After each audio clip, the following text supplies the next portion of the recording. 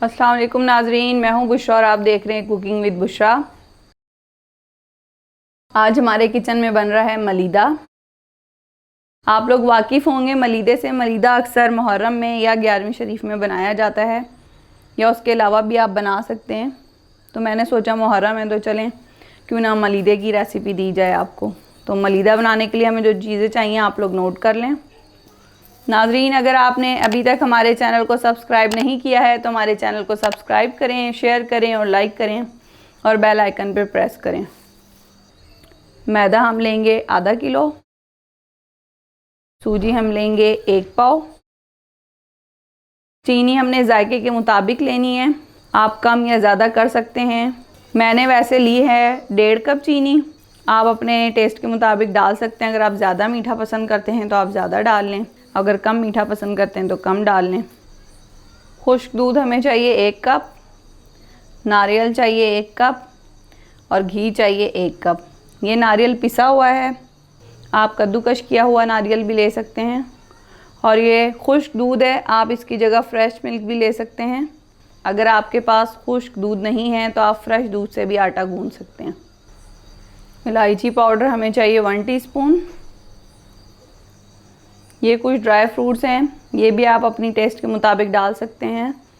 जितने ज़्यादा डालेंगे उतना मज़ा आएगा खाने में।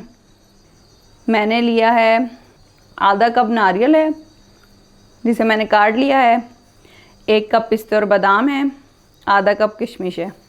किशमिश को मैंने धो के खुश्क कर लिया क्योंकि इसमें मिट्टी होती है, तो फिर वो अगर आप धोकर नहीं डालेंगे तो ये मुंह में आएगी, इसलिए मैंने इसे धो के खुश्क कर लिया है। तो चलें अब हम आटा गूंदते हैं। मलीदे के लिए सबसे पहले आटा गूंदेंगे।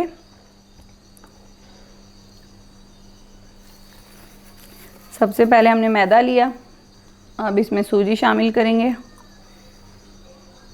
खुश्क दूध डालेंगे, घी शामिल करेंगे। अब इसे अच्छी तरह मिक्स करेंगे।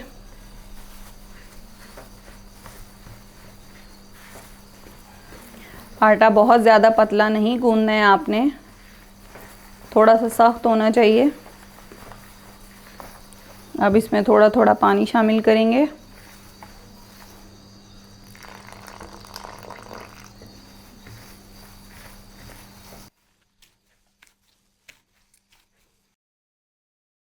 नाजरीन, आटे को हमने मिक्स कर लिया है, अब हम इसे 10 मिनट के लिए छोड़ देंगे, फिर 10 मिनट बाद हम इसकी रोटियां बनाएंगे।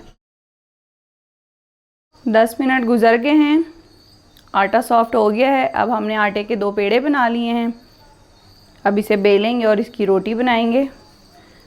थोड़ा सा मैदा डस्ट करेंगे।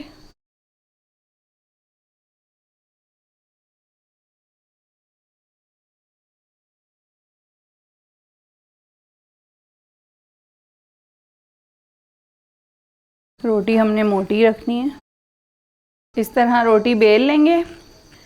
किसी भी चमचे या छुरी की मदद से इस तरह इसके अंदर निशान डाल देंगे।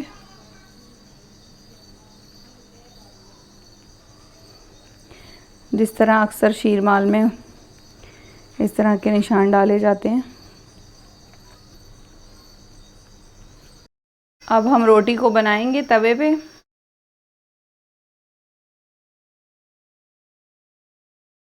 नाजरीन, बहुत से लोग रोटी के ऊपर ऑयल लगा देते हैं या घी लगा देते हैं, लेकिन मैंने इसके अंदर घी शामिल किया है, इसलिए हम इसके ऊपर नहीं लगाएंगे। जब रोटी एक तरफ से गोल्डन हो जाएगी तो हम दूसरी तरफ पलटेंगे इसको। आंच हल्की रखनी है, बहुत तेज़ आंच पे नहीं बनानी, क्योंकि हमने इसको तवे पे ही सेकना है, डायरेक्ट चूल्हे पे नहीं सेकना। रोटी एक तरफ से गोल्डन हो गई है, अब हम इसको पलटेंगे।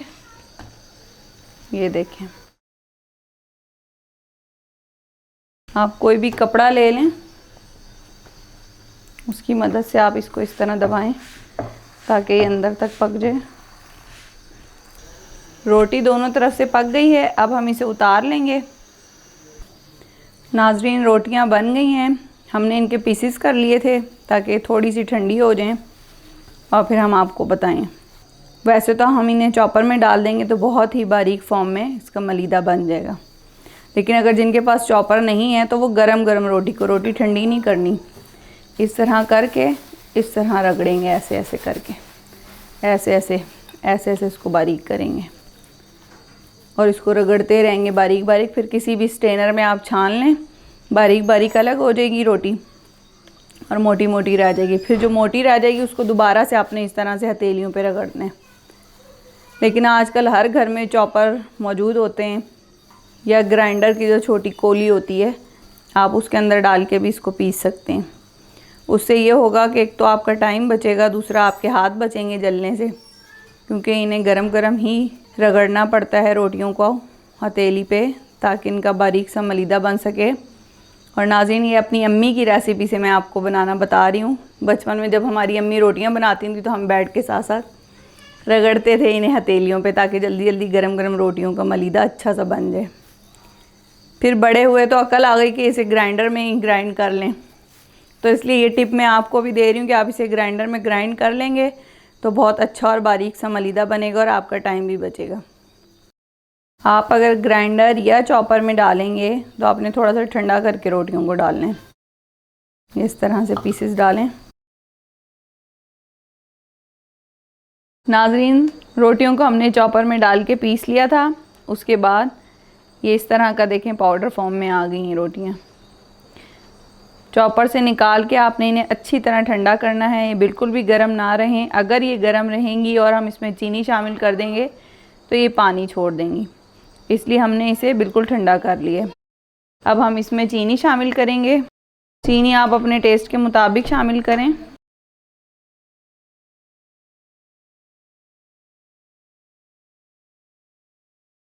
खुश्क नारियल, इलायची पाउडर, ड्राई फ्रूट्स आधे आपने इसमें शामिल करने हैं और आधे गार्निशिंग के लिए आप बचा लें।